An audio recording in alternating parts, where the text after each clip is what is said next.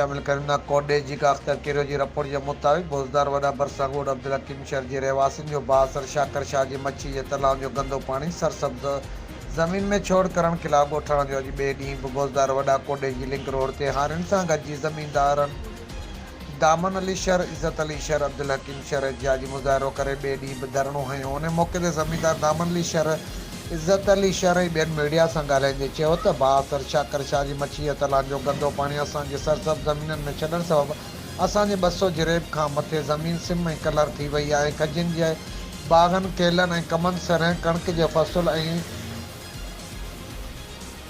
मच्छी जे तलाव जो गंदो बदबूदार पानी बीहण सबबि असांजा फ़सुल सुकी सड़ी वञनि था।